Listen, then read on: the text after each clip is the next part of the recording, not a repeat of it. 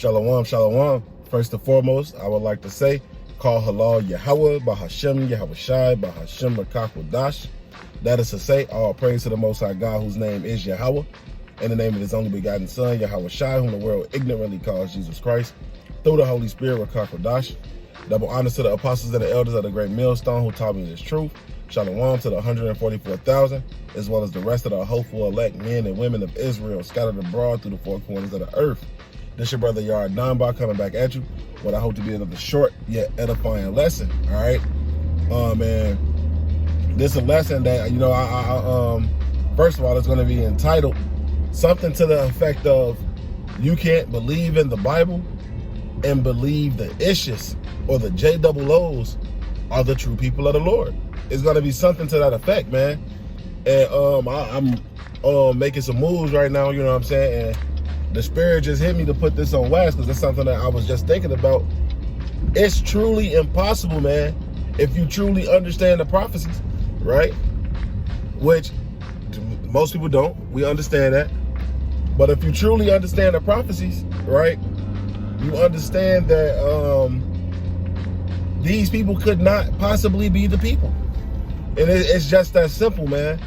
So without further ado, I just want to grab a few different, probably 3 prophecies, right? Just get into them real quick, and go from there. All right. First, let's attack it from this lens, man. So I got here the book of Jeremiah, chapter 17, and I'm gonna start here at the top. All right. It says, "The sin of Judah is written with the pen of iron, and with the point of a diamond. It is graven upon the table of their heart and upon the horns of your altars. Whilst their children remember their altars and their groves by the green trees upon the high hills. O my mountain in the field, I will give thy substance and all thy treasures to the spoil, and thy high places for sin throughout all thy borders," right? Hey, and this is really going into us going off, right? And the Lord said he's gonna exile us from the land, right? And it goes even deeper than that. Continuing on here in verse 4, it says, "And thou, even thyself, shall discontinue from thy heritage that I gave thee, and I will cause thee to serve thy enemies in the land which thou knowest not. For ye have kindled a fire in mine anger, which shall burn forever," right? So the question becomes, if the JOOs, right, if they are the people, if the tiny hats are the people, when did they discontinue from their heritage? They tell you they know who they are forever. So when did they discontinue from their heritage, man? And that's just a simple question that they would have to answer. That's something that they will have to reconcile with, man. And they can't, because they are not the people. They never discontinue from their heritage. You know, it's only the so-called Negroes, Latinos, and Native Americans that were taken to a new land, as it was prophesied in Deuteronomy 28 and 68, right? We were taken to a whole new land, okay? And we were referred to as proverbs and bywords. Well, you know, even here in America, the so-called Negro, what we call Negroes? What else are we called? African Americans. What's a lot of the Northern Kingdom called? Native Americans, Indians, Mexicans, Latinos, right? We're the ones who actually discontinued from our heritage, okay? Not these tiny hats, not these small hats. Damn, this store closed. Not these tiny hats and not these small hats, okay? And let me just park real quick, and I can just get into the rest of this lesson before I make this other move. All right, but yeah, that's it, man. They never discontinued from their heritage, man. And that's really what it is. All right. I want to continue on here and let's get the next one. All right, let's go to Ezekiel.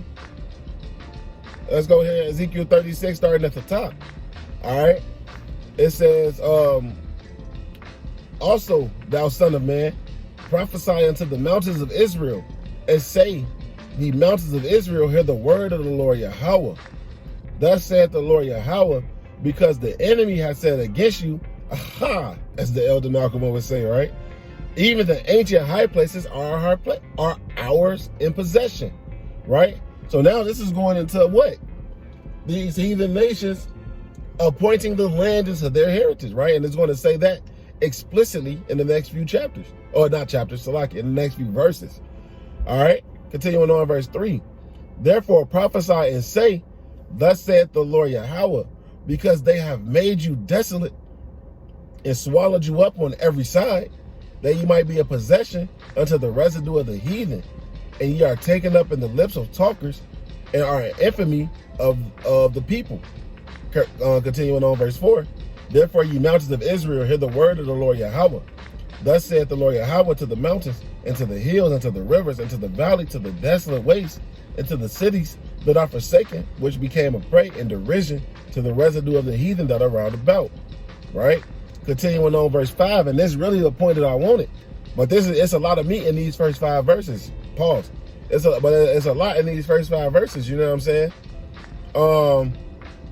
But first, Ezekiel 36:5, it says, therefore, thus saith the Lord Yahweh, surely in the fire of my jealousy have I spoken against the residue of the heathen, and against all Idumea, which I have appointed my land unto their possession, with the joy of all their heart, with despiteful minds, to cast it out for prey.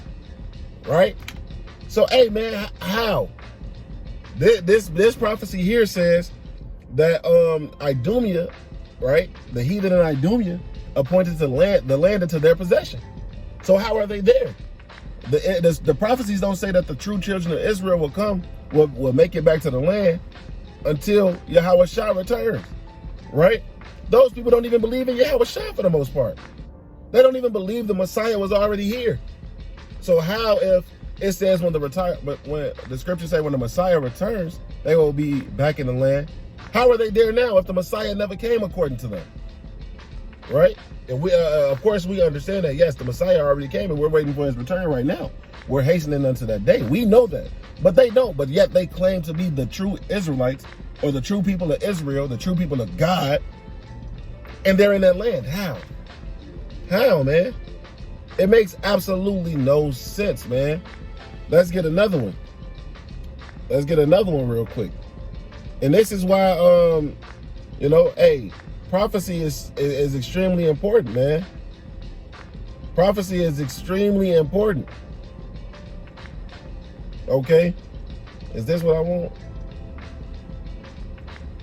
Salakia, I'm trying to find the one that I want. I'm drawing a blank right now. Salakia is right here. Shall dwell safely, right? Because hey, this is another major one. Okay, it's in Jeremiah. Let's go ahead and grab it. Jeremiah 23 and let's see here. I'll start at the top. Is it? Yep. Jeremiah 23, I'm gonna start here at the top. It says, woe be unto the pastors that destroy and scatter the sheep of my pasture, saith the Lord Yahweh. Therefore thus say to the Lord, Salakia, therefore thus saith Yahweh, power of Israel, against the pastors that feed my people. Ye have scattered my flock and driven them away, and have not visited them. Behold, I will visit upon you the evil of your doings, saith the Lord Yahweh. And I will gather the remnant of my flock out of all countries whither I drive them, and will bring them again to their folds, and they shall be fruitful and increase. Verse 4, and I will set up shepherds over them, which shall feed them, and they shall fear no more, nor be dismayed, neither shall they be lacking, saith the Lord Yahweh. All right, verse 5. Verse 5, behold, the days come, saith the Lord Yahweh, that I will raise unto David a righteous branch, and the king shall reign and prosper, and shall execute judgment and justice in the earth. Right? And that's going into our Lord Yahweh Shai. Verse 6, and this is the point that I wanted right here. In his days, Judah shall be saved, and Israel shall dwell safely. And this is his name whereby he shall be called the Lord our righteousness, right? Hey, so it says Israel shall be saved and Judah shall dwell safely. So that's 2 cuts right there, because first and foremost, all 12 tribes are supposed to be in the land together when we go back, man. Not just Yehudi and Levi, as they say. Not just Judah and Levi, but all 12 tribes should be dwelling in the land safely. All right? That's number 1. And number 2, when they say dwell safely, hey, when you really go into the history, man, the day after the Balfour Declaration was signed, they got bombed. So how is that dwelling safely? It makes absolutely no sense, man. You cannot you cannot profess to believe in the scriptures, man, and say that the JOOs are the true people of the Lord Yahweh Ba'Hashem Yahweh Shai. It's impossible. Per the scriptures, it's impossible, man. And I just want to get one more right here. All right. This is the book of Isaiah chapter 14 and start at 1. For the Lord Yahweh will have mercy on Jacob and will yet choose Israel and set them in their own land. And the strangers shall be joined with them, and they shall cleave into the house of Jacob. These strangers here in this first voice, Salakia. These strangers here in this first verse is speaking on the scattered Israelites. All right, the Israelite foreigners. Okay, verse 2. And the people shall take them and bring them to their place. Right, and that's already showing you that those strangers in that part was talking about something totally different.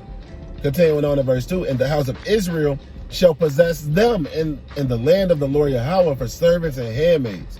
And they shall take them captives, whose captives they were, and they shall rule over their oppressors. So, hey man, when did this happen? They don't have servants and handmaids. Yes, they are set up over the world, right? This is their rulership, but they don't have handmaids and servants really at this point, right? So when did this happen? If this is a prophecy of when the true Israelites go back to the kingdom, man, it's all point blank and clear, man, that these people are not the people of the Lord, bro. These are not the people of the Lord, man. And you cannot profess to believe in the Bible and think that they are the people of the Lord. Because that has to be a form of cognitive dissonance, man. So, you know, that's all I had, man. I hope this was an edifying lesson. And with that, I'm going to say, call halal Yahweh, Ba'Hashem, Yahweh Shai, Ba'Hashem, Rekakwadash. Double honors to the apostles and the elders of the great millstone who taught me this truth. Shalom to the 144,000, as well as the hopeful elect men and women of Israel scattered abroad through the four corners of the earth, man. Shalom, hey, and Kwame Sharala.